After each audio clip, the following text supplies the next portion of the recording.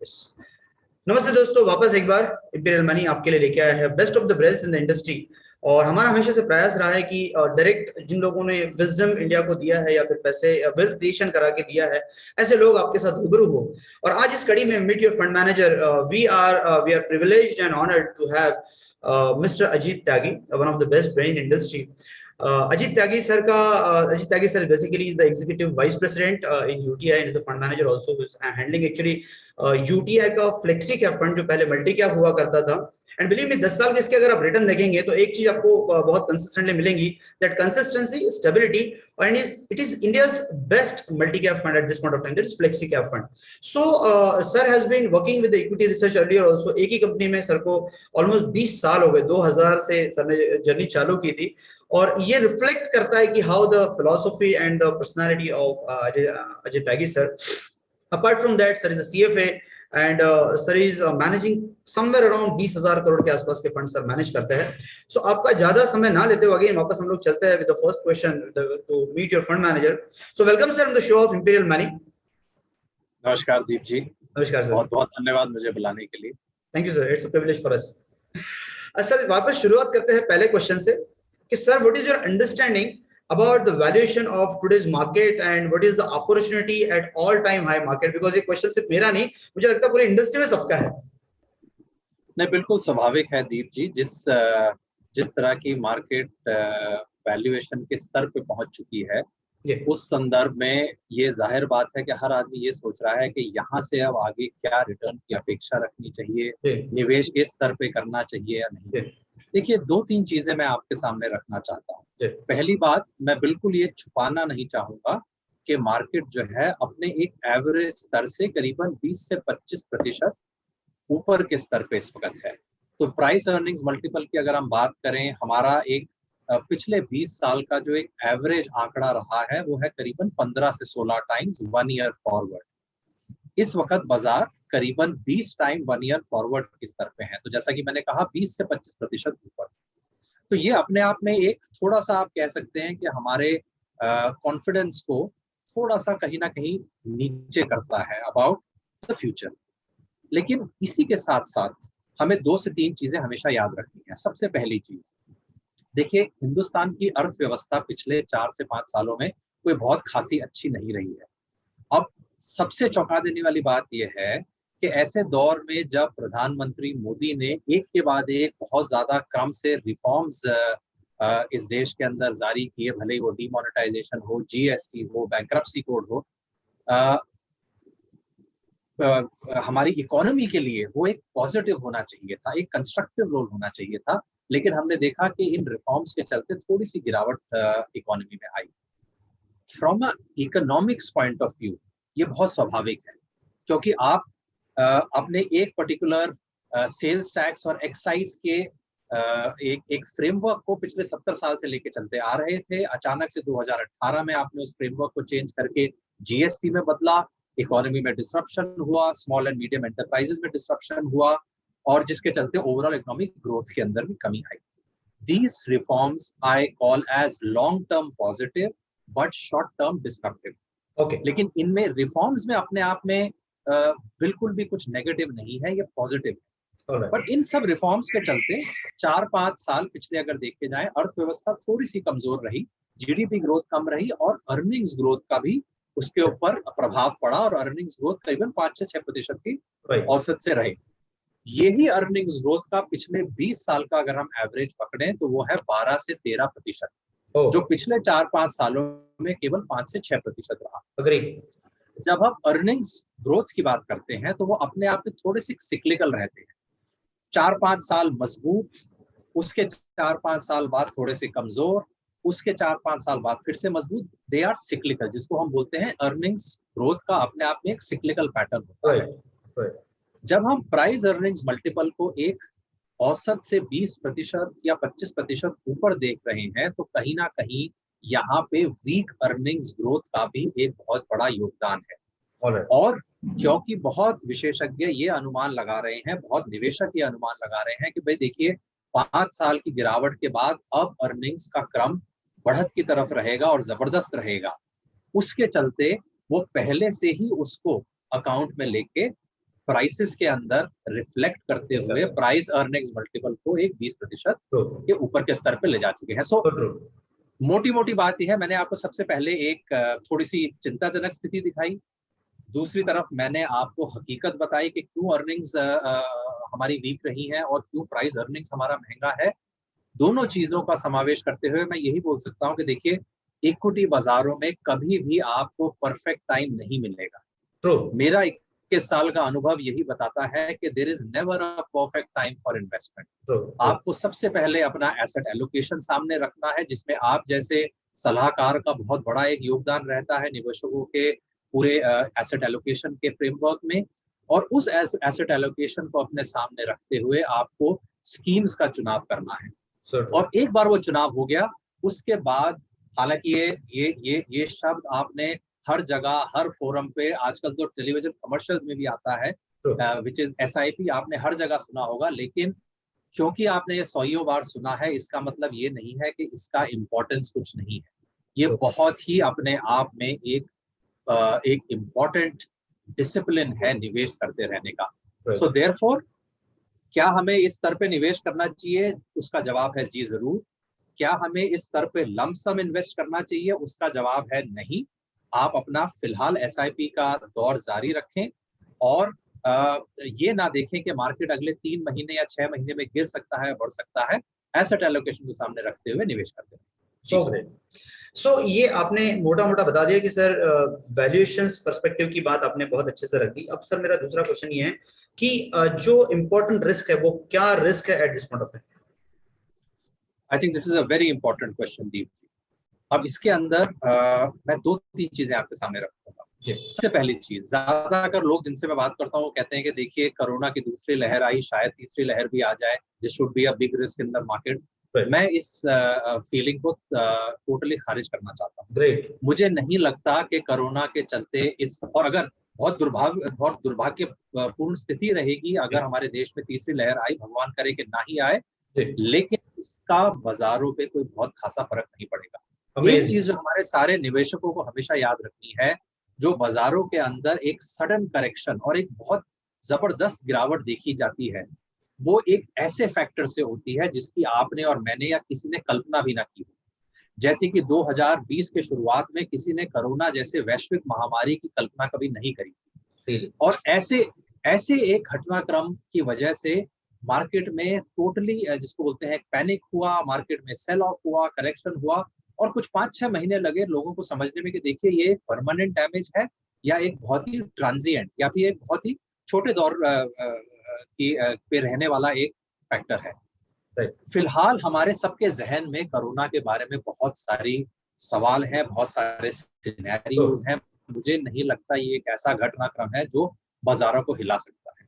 सो सबसे पहले अपनी माइंड को, अपनी थिंकिंग को कोरोना से ऊपर कहीं ना कहीं बढ़ाने की जरूरत है। मेरे अनुभव में जो सबसे जरूरी रिस्क फैक्टर हमें इस वक्त सामने रखने हैं वो है इन्फ्लेशन के रिस्क फैक्टर्स। क्योंकि इन्फ्लेशन ग्लोबली जैसे हम देखें मजबूती की तरफ बढ़ रहा है। पिछले 6-7 साल में हम फॉर्चुनेट रहे हैं कि inflation has been well under control, वैश्विक स्तर पे भी, और जहाँ तक हिंदुस्तान की बात है, हिंदुस्तान लोकल लेवल पे भी हमारा इन्फ्लेशन वेल अंडर कंट्रोल रहा है। लेकिन ये इन्फ्लेशन अब चारों तरफ ग्लोबल मार्केट्स में भी और इंडियन इकोनॉमी में भी बढ़त की तरफ है। उसके कई कारण है, उन कारणों में नहीं जाते, लेकिन India is a big importer of commodities. कच्चे तेल से लेके डिफरेंट काइंड्स ऑफ मेटल्स हम इंपोर्ट करते हैं, हम कोल तक इंपोर्ट करते हैं। और जैसे इन सब चीजों के स्तर बढ़ता है इन्फ्लेशन के चलते, ये हमारे लिए एक नेगेटिव फैक्टर हो जाता है।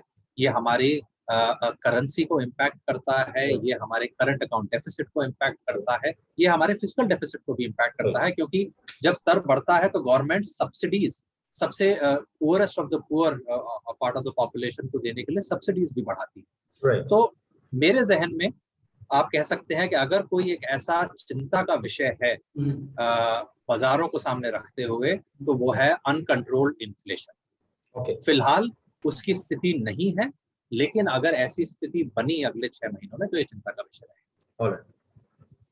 So this are the only two things which actually जो आपने नरेट किया कि inflation is the only thing, और बाकी कोरोना बहुत ज्यादा डरने की जरूरत नहीं, that is something really great. Sir एक बहुत इंपॉर्टेंट चीज अभी हम लोग देख रहे हैं कि कोरोना में हुआ है कि जिनका स्केलेबिलिटी सेलेबिलिटी या सिस्टम्स नहीं थे वो कंपनियां बहुत अच्छा नहीं कर पाई, मतलब मैं और अनऑर्गेनाइज सेक्टर की बात कर रहा हूँ। और वहीं जो ऑर्गेनाइज सेक्टर है वो अपनी चीजों को, सिस्टम्स को, स्केलेबिलिटी को, प्रोडक्ट्स को अपने आखिरी के आदमी तक पहुंचाने के लिए जी तोड़ मेहनत करी और वो कर भी रहे हैं। तो मेरा ये क्वेश्चन है कि अर्निंग्स जो है वो अनऑर्गेनाइज सेक्टर से अगर ऑर्गेनाइज सेक्टर की तरफ जा रहा है तो इसका ओवरऑल निफ्टी की कंपनीज पे क्या इफेक्ट आएगा, और अगर जो इफेक्ट आएगा वो निफ्टी को कहां ले जाएगा आपके आपके हिसाब से?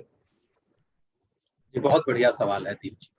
देखिए, इससे पहले कि मैं इस सवाल का एकदम डायरेक्ट उत्तर दूं, जी, मैं आपको ले जाना चाहता हूं 100 साल पहले, ऑलराइट, जब चार्ल्स डार्विन ने जी, सर्वाइवल ऑफ द फिटेस्ट की एक थ्योरी प्रपोंड करी थी, जी, जिसको हमने बखूबी अपने स्कूल डेज के अंदर पढ़ा भी, और मैं समझता हूँ हमारे सारे निवेशकों को इस सर्वाइवल ऑफ द फिटेस्ट के बारे में जरूर ज्ञान होगा। राइट, अगर आप अपने चारों तरफ देखें, जी, देखिए वो survival of the fittest as a phenomena life के हर भाग में कहीं ना कहीं अपने आप को दर्शाता है।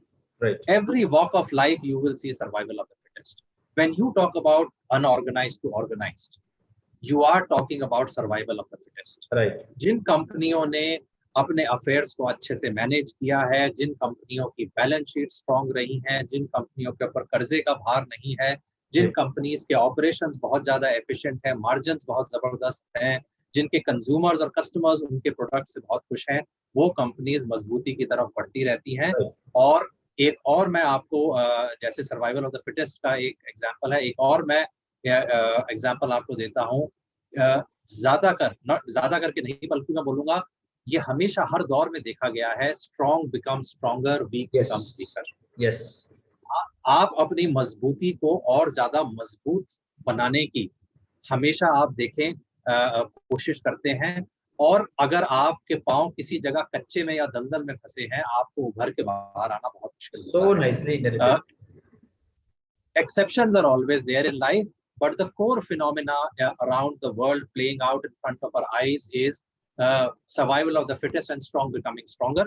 वही चीज उद्योग जगत में भी होती है, वही चीज इकोनॉमी और बिजनेसेस में भी होती है, और इसीलिए अनऑर्गेनाइज टू ऑर्गेनाइज एक ऐसा थीम है जो जिसको जिसको जिसे आप कह सकते हैं कोरोना के चलते एक एक्सेलरेशन मिला है, एक बूस्ट मिला है। लेकिन ये कोरोना से पहले भी था और ये कोरोना के कई दशकों बाद तक ही भी रहेगा। और इसी तरीके से हमने, जिसको हम बोलते हैं विकसित में हमने देखा है कि अनऑर्गेनाइज सेक्टर तो अब केवल ना के बराबर रह गया है, और सारा business large well managed companies की तरफ शिफ्ट हो चुका है। आपका प्रश्न था क्या इससे निफ्टी कंपनीज को अच्छा खासा सहयोग मिलेगा, और मेरा उत्तर है जी हाँ, मिलता आया है और आगे भी मिलता रहेगा। ना केवल निफ्टी 50 बट हिंदुस्तान की पहली 100, 200, 500 कंपनीज, अगर आप निफ्टी 500 की बात करें, all of them will actually get the advantage of this unorganised to organisation.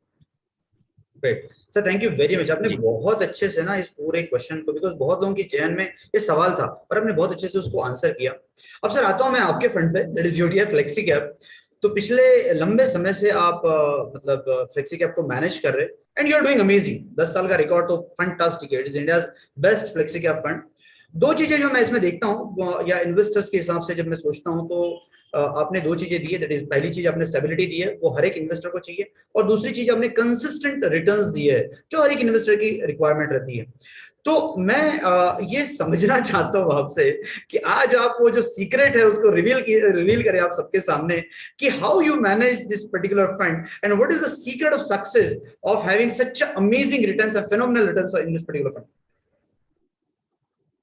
जी जरूर दीप जी, पहले तो बहुत बहुत धन्यवाद हौसला अफजाई के लिए। देखिए, हालांकि हमारा प्रयास ये कभी भी नहीं रहता है कि हम रिटर्न्स को एक एक स्तर पे हमेशा रखें या फिर हम हमेशा बेस्ट परफॉर्मर रहें। मैं आपके सामने ऑनेस्टली ये बोलना चाहता हूँ कि ये मेरा प्रयास बिल्कुल नहीं रहता है। बट मेरा प्रयास ये जरूर रहता है कि देखिए, निवेशकों का जो हार्ड अर्न मनी है, जो उनकी जमा पूंजी है और पूरा निवेश है जिंदगी भर की मेहनत का, उसको हम एक पर्टिकुलर डिसिप्लिन और एक पर्टिकुलर फिलॉसफी के बेसिस पे निवेश करें, ना कि जो बाजारों में चल रहा है या जो कानों में सुनने में आ रहा है या फिर जो कोई बोल रहा है कि ये ट्रेंड रहेगा, उस ट्रेंड के पीछे भागते हुए इन्वेस्ट करें। कहीं ना कहीं हमारा जो है डिसिप्लिन और हमारा sticking to the core philosophy, हमारे कोर जो मूल सिद्धांत है उनसे जुड़े रहना, उसका एक बहुत बड़ा योगदान रहा है हमारे लॉन्ग टर्म ट्रैक रिकॉर्ड को सपोर्ट करने के लिए। तो अब मैं आता हूं कि हमारे मूल सिद्धांत हैं क्या। सबसे पहला हमारा सिद्धांत है, देखिए जैसा आपने बोला, हम अपने निवेशकों को एक स्टेबल रिटर्न देना चाहते हैं। ये हमारी हमेशा एक हमारे सामने एक लक्ष्य रहता है। तो देखिए उस लक्ष्य को पाने के लिए सबसे जरूरी चीज है कि आपको मजबूत व्यवसायों में, मजबूत बिजनेसेस के अंदर इन्वेस्ट करना है। सबसे बड़ी गलती जो निवेशक करते हैं वो ये है कि वो स्टॉक मार्केट को एक अलग ही कॉन्सेप्ट समझते हैं जो कि अंडरलाइंग बिजनेस से अलहदा है या अलग है। देखिए स्टॉक मार्केट और स्टॉक प्राइसेस एकदम जुड़े हुए हैं उस बिजनेस से जिसकी आप स्टॉक खरीद रहे हैं, और अगर बिजनेस अच्छा करेगा तो लॉन्गर टर्म में उसका स्टॉक प्राइस भी अच्छा करेगा। So true. लेकिन ये जो रिलेशन है ये लॉन्गर टर्म में ट्रू है। शॉर्ट टर्म के अंदर मार्केट और स्टॉक प्राइसेस बिजनेसेस से एकदम अलग भी रह सकते हैं। छोटी सी कमजोरी अगर दिखाई देती है किसी तिमाही नतीजों के अंदर तो स्टॉक प्राइस 10% गिर जाता है। इसका मतलब ये नहीं है कि बिजनेस की वैल्यू 10% कम होगी क्योंकि एक किसी तिमाही के अंदर नतीजे कमजोर आए, लेकिन ये बिहेवियर मार्केट में देखा गया है। हमारा ये प्रयास हमेशा रहा है कि देखिए स्टॉक प्राइसेस को अलग रखिए, क्योंकि स्टॉक प्राइसेस के मूवमेंट के कई कारण। आप सबसे पहले समझने की कोशिश करिए बिजनेस के मूल फंडामेंटल्स को, सिद्धांतों को, और अगर आप ये समझ पाए कि देखिए ये बिजनेस अगले 3 से 5 साल में किस तरह की बढ़त दिखा पाएगा, किस तरह की प्रॉफिट्स दिखा पाएगा, किस तरह की वैल्यू क्रिएट कर पाएगा, तो आप लॉन्गर टर्म में जरूर वेल्थ क्रिएट करके जाएंगे और स्टेबल तरीके से और प्रिडिक्टेबल तरीके से आप वेल्थ क्रिएट कर पाएंगे। सो अगर आप सीक्रेट सॉस की बात करते हैं, केवल यही सीक्रेट सॉस है कि रोज के जो बाजारों में जो प्राइसेस का उतार चढ़ाव रहता है उससे ध्यान हटाइए। मार्केट में जो हमेशा क्रम चला रहता है कि कभी कोई हीरो बन जाता है और कभी कोई एकदम, जिसे कहते हैं कि आप किसी को, किसी सेक्टर को या किसी कंपनी को एकदम नकार देते हैं, उस चीज से अलग रहिए और केवल बिजनेस के लॉन्गर टर्म आउटकम्स को हमेशा अपने सामने रखिए। और अगर आप ऐसा डिसिप्लिन के साथ कर पाए तो जरूर नतीजे भी अच्छे रहेंगे। राइट। सो इसी क्रम को वापस मैं आगे बढ़ा रहा हूँ सर, इसी क्वेश्चन को, एंड इसका नेक्स्ट लेवल है कि how you smartly change the allocation across the segments, and उसका फ्रीक्वेंसी क्या होता है? बहुत बढ़िया सवाल है दीप जी, और इसका उत्तर बहुत ही ज्यादा स्पष्ट और सरल है। हम सेक्टोरल एलोकेशन इतना फ्रीक्वेंटली चेंज ही नहीं करते हैं। Great. अगर आप हमारा पिछले 3 साल 5 साल और उसके पीछे भी अगर आप जाए, हमारा ट्रैक रिकॉर्ड देखें, हमने ये जिसको बोलते हैं कि भाई sector rotation, to move out from one sector and move into another, हमने कभी ये खेल खेला ही नहीं। Alright. जैसे जैसे आज के माहौल में आप कह सकते हैं मेटल कंपनीज ने बहुत अच्छा किया है पिछले 6 Right. महीने में, स्टॉक प्राइसेस डबल ट्रिपल हो गए हैं। क्या Right. हमारे पोर्टफोलियो में मेटल कंपनीज रही हैं? जवाब है नहीं। हर दौर में देखिए कुछ ना कुछ सेक्टर हमेशा अच्छे करेंगे और कुछ ना कुछ सेक्टर हमेशा खराब करेंगे। अगर आप हमेशा उस गेम में बैठे रहे कि देखिए जो सेक्टर अच्छा करेगा उसको मैं चेज करूंगा और उसमें निवेश करूंगा, और जब वो सेक्टर खराब करना शुरू करेगा तो मैं निकल के किसी और सेक्टर में जाऊंगा, you will never be able to create wealth. आप बीटिंग द मार्केट तो छोड़िए, आप मार्केट जितनी रिटर्न भी नहीं बना पाएंगे, because you are chasing, you are not trying to understand the issues of the business। आप हमेशा मार्केट के अंदर जो प्राइसेस के अंदर उतार चढ़ाव चल रहा है उसी को आप चेस करने की कोशिश कर रहे हैं। जैसा कि मैंने पिछले प्रश्न के उत्तर में बोला, हम वो नहीं करते। हम हमेशा व्यवसाय कितना मजबूत रहेगा, कितनी वैल्यू क्रिएट करेगा, क्या वो फैक्टर्स हैं जिससे हम आश्वस्त हो सकते हैं कि व्यवसाय में बढ़त आएगी, प्रॉफिट्स आएंगे, कैश फ्लो आएंगे, कंपटीशन उस व्यवसाय को पीछे नहीं खींच पाएगा। इन सब फैक्टर्स का हम चयन करते हैं, ध्यान देते हैं, और उसके चलते हमारा सेक्टोरल एलोकेशन कुछ ज्यादा चेंज नहीं होता है। मैं आपको ये बताना चाहता हूं, हमारे फंड का पोर्टफोलियो टर्नओवर रेशियो केवल 10 से 15% है, जो कि मैं समझता हूं, मेरे मानने में इंडस्ट्री में वन ऑफ द लोएस्ट है। और वो इसीलिए है कि देखिए हम स्टॉक इन्वेस्टमेंट को इन्वेस्टमेंट इनटू द बिजनेस मान के चलते हैं। और मैं अपने आप को हमेशा ये याद दिलाता हूं कि देखिए मैं स्टॉक मार्केट में इन्वेस्ट नहीं कर रहा हूं, मैं व्यवसायों में इन्वेस्ट कर रहा हूँ। इस देश के अंदर वेल्थ क्रिएशन के लिए जरूर 50, 60, 70 ऐसे जबरदस्त व्यवसाय हैं जो हमारे सामने हैं।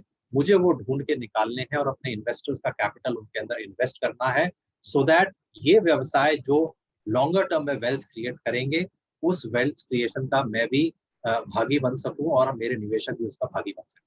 सो ग्रेट, सो ग्रेट। सर, आपके पोर्टफोलियो में now you are holding around let's say 35% giants, बड़ी कंपनी आप होल्ड कर रहे हैं। लार्ज कैप आपका 26% है, मिड कैप आपका 36% के आसपास है, स्मॉल कैप भी 4-5% के आसपास है। सो इज दैट मीन कि overall mid and small cap एक 40-42% के आसपास जो है, और बाकी लार्ज और ब्लू चिप में गया है, तो you are heavy on a mid cap and you are very much looking that ki valuation in a mid and small cap is very very cheap. What is that message which at this point of time you can give from your portfolio to the audience? Deepji, I am very happy you have asked me this question, because this question, the answer to this question may be a little long, but this question will help me explain our approach in a very comprehensive manner. Great. अब देखिए, मैंने आपसे ये कहा था कि हमारा fund जो है बॉटम अप है जी। हम ये नहीं देखने का प्रयास करते कि कौन सा सेक्टर अच्छा करेगा, अच्छा नहीं करेगा। हम बॉटम अप पे फोकस करते हैं। बॉटम अप का मतलब सरल शब्दों में होता है कि किसी भी व्यवसाय को समझकर, परख कर उसके अंदर निवेश किया जाता है, ताकि हम अगले 5 साल में उसमें बने रहें और वो व्यवसाय हमें आगे जाके बढ़त दे, वेल्थ। जब हम लार्ज और मेगा और लार्ज को मैं एक ही खेमे में रख के उनको लार्ज बोलता हूँ, जब हम लार्ज, मिड और स्मॉल की बात करते हैं, हमारी approach towards these 3 market capitalisation buckets is again the same. Okay, we are not taking any view. जिस तरह से हम किसी सेक्टर के ऊपर व्यू नहीं ले रहे हैं, उसी तरह हम मार्केट कैप पे भी व्यू नहीं ले रहे हैं। हम यहाँ पे भी उतने ही बॉटम अप हैं जितने हम सेक्टर सिलेक्शन पे हैं। तो हमें कोई फर्क नहीं पड़ता कि जिस स्टॉक को हम स्टडी कर रहे हैं वो लार्ज है, मिड है या स्मॉल है। हमारा प्रयास हमेशा ये रहता है, देखिए हमारे पोर्टफोलियो में 50 बिजनेसेस हैं। क्या कोई ऐसा बिजनेस है जो कि बहुत जबरदस्त है, जो कि आगे आने वाले सालों में बहुत जबरदस्त एक sales growth, profit growth, cash flow growth दिखाने वाला है और वैल्यू क्रिएट करने वाला है, और हम उसको अपने पोर्टफोलियो में रख सकें? हमारा हमेशा यही प्रयास रहेगा कि the best stock which is not there in the portfolio, उसको हम किस तरह पोर्टफोलियो में लेके आए। और वो बेस्ट स्टॉक लार्ज कैप भी हो सकता है, मिड भी हो सकता है, स्मॉल भी हो सकता है। तो जिस तरह हम सेक्टर्स में उतार चढ़ाव नहीं देखते कि एक सेक्टर से दूसरे सेक्टर चले गए, उसी तरह लार्ज, मिड, स्मॉल में हमारा ये बिल्कुल प्रयास नहीं होता कि देखिए मिड कैप्स लगता है चीप है तो थोड़ा लार्ज कैप से निकल के मिड कैप में चले जाते हैं, या लगता है कि स्मॉल कैप थोड़े एक्सपेंसिव हो गए हैं तो स्मॉल कैप से निकल के। जिस तरीके से हमारे सामने अपॉर्चुनिटीज आती रहती हैं बिजनेसेस की, और जिन अपॉर्चुनिटीज को हम बखूबी समझ के उसके ऊपर एक मजबूत पकड़ बनाते हुए अपने आप को आश्वस्त कर सकते हैं कि देखिए ये बिजनेस वाकई में आगे जाके एक बहुत बेहतरीन बिजनेस साबित होगा, उस बिजनेस में हम अपना निवेश करते हैं। एंड देयरफॉर, लाइक आई से, लार्ज, मिड, स्मॉल हमारे लिए कोई ऐसा नंबर नहीं है जो हम सोच के जिसमें डालें। हमारे लिए ये number is nothing but an outcome. हमारी स्टॉक सिलेक्शन का फाइनल आउटकम लार्ज, मिड और स्मॉल के एलोकेशन में दिखाई पड़ता है। That's very interesting. This is something जो मैं पहली बार एक बहुत different philosophy समझ रहा हूँ, because I met with so many fund managers, but this is something really really different. और सर एक और है कि बीच में साइकिल आती है हमेशा, जैसे कि आपने कहा कि साइकिल का चीजें चलती रहती है, तो बीच में ग्रोथ में बहुत अच्छा पैसा बना, फिर क्वालिटी स्टॉक्स में बहुत अच्छा पैसा बना, लेकिन पिछले काफी समय से वैल्यू स्टॉक जो है काफी अंडर वैल्यूड है। 100 रुपए की चीज आज भी 50 में मिल रही है। तो व्हाट इज योर टेक कि क्या वैल्यू स्टॉक में साइकिल अभी रैली आएगी, या फिर स्टिल ग्रोथ और क्वालिटी काइंड ऑफ जो स्टॉक्स है वो स्टिल चलते रहेंगे? What is your take on this?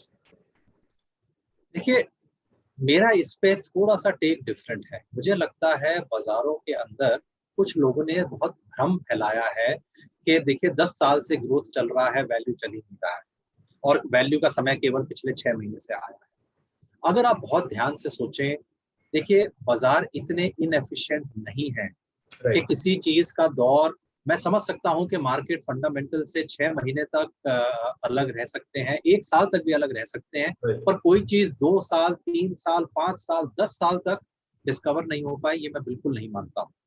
जिसको हम वैल्यू बोलते हैं, ये दरअसल में और ज्यादा करके जो मार्केट में जिस तरह की परिभाषा यूज करते हैं वैल्यू और ग्रोथ के लिए, असल में ये वो कंपनीज हैं जिनके अंदर फ्यूचर ग्रोथ प्रोस्पेक्ट्स कम हो चुके हैं। जाहिर बात है, कोई निवेशक, आप एक बार स्टॉक प्राइस को भूल जाइए, आप अपने आप को बिजनेस ओनर की तरह समझिए। कोई भी बिजनेस ओनर ऐसे व्यवसाय में नहीं बनना चाहेगा जहां उसको दिखाई दे कि देखिए अगले 10 साल में मेरे बिजनेस में केवल 6-7% की ग्रोथ आ सकती है, उससे ज्यादा नहीं आ सकती।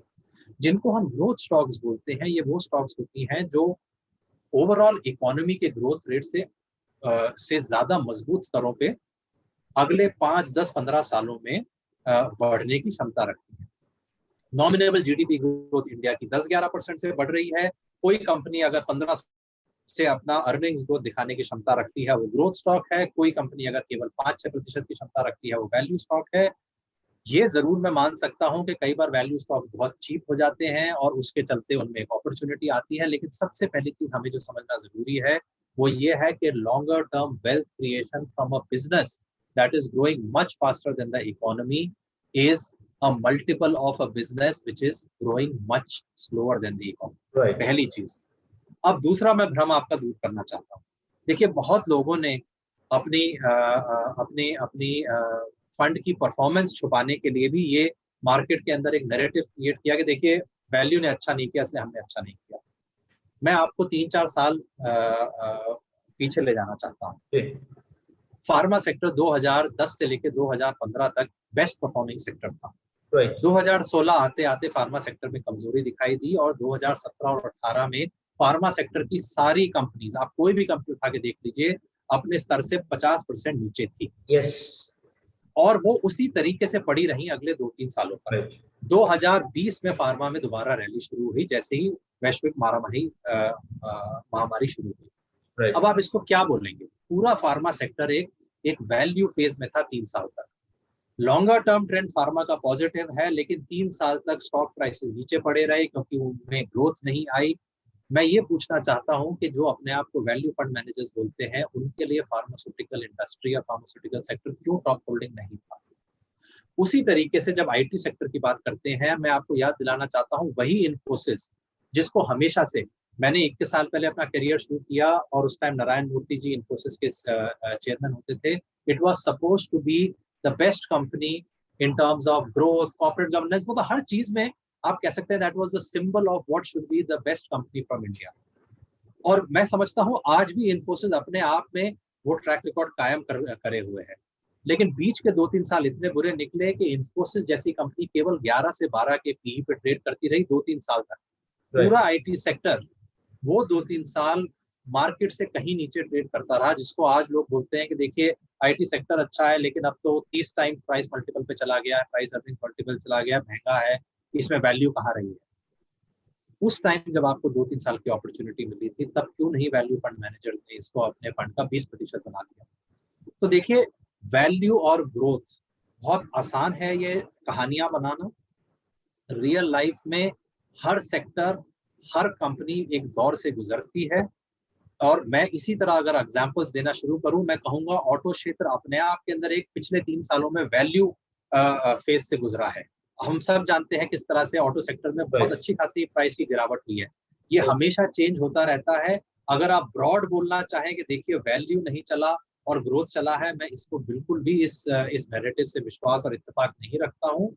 आपके अंदर वो क्षमता होनी चाहिए to understand the prospects of the business, forget about the market price, forget about market किस चीज से डर रहा है या किस चीज को लेके स्टॉक प्राइसेस की वैल्यूएशन तोड़ दी गई है। आप बिजनेस को बिजनेस की तरह समझिए, आपको हमेशा अपॉर्चुनिटीज हर दौर पे मिलेंगी।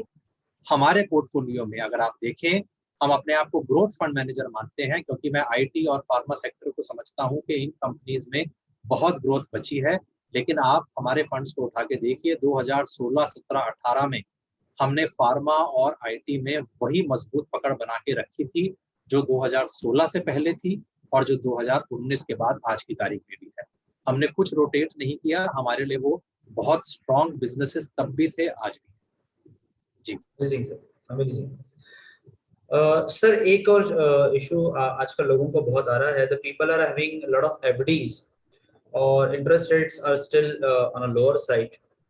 अब ये फिक्स्ड इनकम को आप बिकॉज आप बोल रहे हैं कि इन्फ्लेशन बढ़ेगा, तो how you are looking at the fixed income space also, because I know that you are the equity fund manager, but I just want your आपका एक मशवरा चाहता हूं मैं कि how you look at it. देखिए, अगर इन्फ्लेशन बढ़ेगा तो सबसे सरल चीज जो हम कंक्लूड कर सकते हैं वो ये है कि इंटरेस्ट रेट भी बढ़ेगी। राइट। ऑलरेडी रिजर्व बैंक कुछ ना कुछ इंडिकेशन दे चुका है इन्फ्लेशन के बारे में, और मुझे लगता है कहीं ना कहीं फिलहाल तो अर्थव्यवस्था थोड़ी सी कमजोर है कोरोना के चलते। राइट। जैसे ही अर्थव्यवस्था थोड़ी संभलेगी और गवर्नमेंट थोड़ी सी कंफर्टेबल होगी इंडियन इकोनॉमी की ग्रोथ के बारे में, रिजर्व बैंक कंफर्टेबल होगा, मुझे लगता है सबसे पहली चीज जो करी जाएगी वो है इंटरेस्ट रेट्स को धीरे धीरे थोड़ा सा बढ़ाया राइट। जाएगा। तो उस हिसाब से अगर आप देखें कि फिलहाल एफडी रिटर्न्स बहुत लो हैं, आने वाले सालों में वो एफडी रिटर्न्स थोड़े जरूर बढ़त उनकी तरफ दिखाई देगी। जी। फिक्स्ड इनकम का एक अपना रोल है एसेट एलोकेशन के अंदर, और अनफॉर्चुनेट है कि पिछले कुछ सालों में फिक्स्ड इनकम से ज्यादा रिटर्न्स नहीं बनाई गई हैं। लेकिन मैं ये मानता हूं कि जहां तक पोर्टफोलियो में रिटर्न्स जनरेट करने की बात है, the heavy lifting has to be done by equity. Yeah. Fixed income is more to preserve capital, preserve it against inflation, and provide you with liquidity whenever you need. Fixed income से return बनाने की बहुत ज्यादा अपेक्षा ना रखें। अपेक्षा fix income से यही होनी चाहिए कि देखिए, बुरे समय में अगर मुझे अपना पैसा निकालना हो जल्दी से, तो मैं फिक्स इनकम से अपना निकाल सकता हूँ पैसा। रिटर्न जनरेशन मेरे हिसाब से इक्विटी से ही लॉन्गर टर्म में आता है। जी तो जिसका जो काम है वो काम करे, जो काम जिसका जी नहीं है उसको उसके काम पे ना लगाए। तो पैसे का काम है पैसा बनाना, तो पैसे को उसको इक्विटी पे लगाए ताकि वो आपके लिए पैसा काम करे। That's something really great insight sir. Sir एक आजकल बहुत ट्रेंड चल रहा है क्रिप्टो का, और काफी लोग क्रिप्टो में ट्रेड कर रहे हैं। What is your message to those people who think कि crypto can be a next mutual fund? तो बहुत सारी चीजें चल रही है। What is your take on this? देखिए दीप जी, मैं बस यही बोलना चाहूंगा कि मुझे बिल्कुल समझ में नहीं आता। अच्छा। मैंने ऐसी बहुत चीजें किताबों में जरूर पढ़ी हैं। जी। पिछले 400-500 साल की अगर आप बात करें, जी। केवल हिंदुस्तान के नहीं, हिंदुस्तान के बाहर, तो ऐसे बहुत सारे फैड्स और ट्रेंड्स आए राइट। जिसके पीछे लोग कई सालों तक भागे, कई बार दशकों तक भी भागे। ओ। लेकिन उसके बाद कहीं ना कहीं उनको बहुत ज्यादा मायूसी हुई, और मायूसी से ज्यादा बहुत बड़े नुकसान और लॉसेस हुए। ओहो। मैं ये नहीं कहना चाहता कि क्रिप्टो में जरूर गिरावट आएगी और लोगों के हाथ चलेंगे, लेकिन मैं ये जरूर कहना चाहता हूँ, जिस चीज को आप समझ नहीं सकते, राइट। जिस चीज के ऊपर आपकी पकड़ नहीं है और आपका कोई इनसाइड नॉलेज नहीं है, उस चीज को ट्रेंड समझ के और फैशनेबल समझ के उसमें निवेश मत करें। निवेश करने के बहुत जरिए होते हैं, वेल्थ क्रिएट करने के बहुत जरिए होते हैं। आपने शुरुआत में बोला था प्रेडिक्टेबिलिटी, डिसिप्लिन, सस्टेनेबिलिटी, और मैं नहीं मानता कि आज के दौर में कोई भी आदमी क्रिप्टो के बारे में प्रेडिक्टेबिलिटी और सस्टेनेबिलिटी की परिभाषा रख सकता है सामने। तो देखिए, लालच तो हमें सदियों से बताया गया है बुरी बला है। जो चीज समझ में नहीं आती वो नहीं करनी चाहिए। मैं अपने बारे में जरूर बोल सकता हूँ कि मेरे को क्रिप्टो नहीं समझ में आता, तो मैं अपने दोस्तों को भी, निवेशकों को भी यही बोलता हूँ कि देखिए, जो समझ में नहीं आता उसके बारे में क्या कहा जाए। सो ट्रू, सो ग्रेट। सर एक लास्ट सवाल। सो आई सॉ यू जब मैं भी पहली बार आपसे मिला था, and then when I listen you, so that time only I feel कि you are the amazing chap. That was a meeting, around 1 घंटे का मीटिंग था वो, जब हम लोग रेडिसन में मिले थे। ये सब आपने पिछले 20 सालों में लोगों को बहुत पैसा बना के दिया है, बहुत वेल्थ क्रिएशन किया हुआ है। So I want your last message, that powerful message. What is your success mantra for the retail investor so that they can really make the amazing wealth? देखिए, 2-3 मैसेज मैं अपने इन्वेस्टर्स के सामने रखना चाहूँगा। जी। सबसे पहली चीज, investment does not require high IQ, great. Investment requires a right temperament. Wow. आपको अपने इमोशंस के ऊपर सबसे ज्यादा कंट्रोल होने की जरूरत है। जी। मार्केट उतार चढ़ाव दिखाते रहते हैं। मार्केट के अंदर कभी क्रिप्टो जो है बहुत बड़ा हीरो बन जाता है, और कभी इन्फोसिस जैसी कंपनी एकदम जीरो हो जाती है। आपको अपने इमोशंस पे कंट्रोल होना बहुत जरूरी है। ट्रू। आपको अपने आप को एक लॉन्ग टर्म और एक लॉन्गर टाइम फ्रेम का एक दायरा रखते हुए निवेश करना है। जी। बिकॉज इन्वेस्टमेंट जिसको हम बोलते हैं, एक कॉन्सेप्ट ऑफ कंपाउंडिंग से आगे बढ़ता है, जिसको हम वेल्थ क्रिएशन बोलते हैं। उस वेल्थ क्रिएशन की नींव है एक मजबूत व्यवसाय की कंपाउंडिंग की क्षमता। और कंपाउंडिंग अपने आप में is the 8th wonder of the world. उस कंपाउंडिंग का फायदा अगर आपको उठाना है तो आपको डिसिप्लिन रहना है, आपको संयम रखना है, और आपको जो है अपने इमोशंस के ऊपर कंट्रोल करना है। तो इस सबसे पहला लेसन है। और इसी के बारे में एक कहावत कही गई है कि investment should be like watching paint dry और watching grass grow. If you want excitement then go to Vegas. अगर आपको एक्साइटमेंट चाहिए, अगर आप सोच रहे हैं कि मैं मार्केट में घुस के ट्रेंड पकड़ के और बड़ा पैसा कमा सकता हूँ, बहुत जल्दी रिच बन सकता हूँ, तो ये आपके लिए जगह नहीं है। यहाँ पे तो वही पैसा बनाता है जिसमें इतना धैर्य और संयम और पेशेंस है, जैसा कि किसी में होता है to watch paint dry.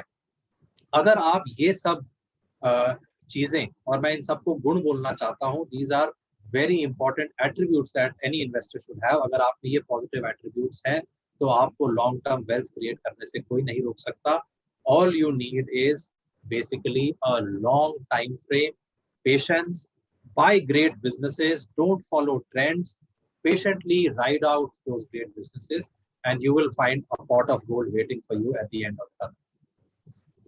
Great sir, आपने बहुत अच्छे से मतलब सारे रिटेल इन्वेस्टर्स को अपना सीक्रेट बताया। I am very much thankful to you. जो टोटल आपका ये मैसेज था, दैट वाज वेरी क्लियर कि बाजार जो है वो बड़े महंगे हैं, लेकिन बाजार में निवेश करने का कोई समय नहीं होता है, हर टाइम निवेश करने का टाइम होता है। एसआईपी पक्का लोग चालू करें। आपने रिस्क बताया कि inflation is a risk, so that is fantastic stuff, because बहुत लोग अभी भी इसके बारे में बात नहीं करते, तो that is very clear message from your side. आपने अर्निंग का ट्रेंड बताया कि ऑर्गेनाइज सेक्टर से कैसा, अनऑर्गेनाइज सेक्टर से कैसा पैसा ऑर्गेनाइज सेक्टर की तरफ शिफ्ट हो रहा है। अपने निफ्टी का ट्रेंड बताया। आपने अपने यूटीआई फ्लेक्सी कैप फंड का सीक्रेट बताया कि हाउ यू आर स्टेबली, बहुत ज्यादा कुछ ना साइक्लिकल्स के बारे में सोच के, ना मल्टी कैप के बारे में सोच के, मतलब ना मिड कैप के बारे में, ना स्मॉल कैप के बारे में सोच के, you are focus on a business model, and that is something really incredible. Instead of chasing anything, let's be focused on only one thing, and that really gives amazing wealth creation perspective and that numbers into the kitty. So वो आपने बहुत अच्छे से बताया कि stability कैसी आपने generate करी, क्या सीक्रेट है। आपने हमको बताया कि इवन क्रिप्टो जो है आज का ट्रेंड, उस चक्कर में ना पड़े। लेट्स 400 साल की आप स्टडी देखें कि जो सही है, जो बिजनेस समझ में आता है, जो चीजें पता है उसके बारे में सोचे, जो नहीं समझ में आता है उसके पीछे लग के there is no point as such. And what I like about your aspect is you had a very crystal clear message to all retail investor कि जिसका जो काम है उसको करने दे। इक्विटी का काम है पैसे बनाना, so let's add the equities in the portfolio. और फिक्स्ड इनकम का काम है कि आपके पैसे को सब थोड़ा सा प्रिजर्व करना, तो असेट एलोकेशन करें। ये बहुत बहुत क्लियर मैसेज आपके तरफ से मिला है लोगों को, and I am very very happy with that. And then you reveal the all success stories of the entire your wealth creation journey, to have the patience to go with the right approach. So this is something really great, and I'm sure that the people will going to adopt this from the of your wisdom, and certainly people will going to make amazing wealth in their own life. Once again, sir, thank you very much for you spending your time. I'm sure that this video will going to add a lot of values in the lives of the people. Thank you very much. Hello.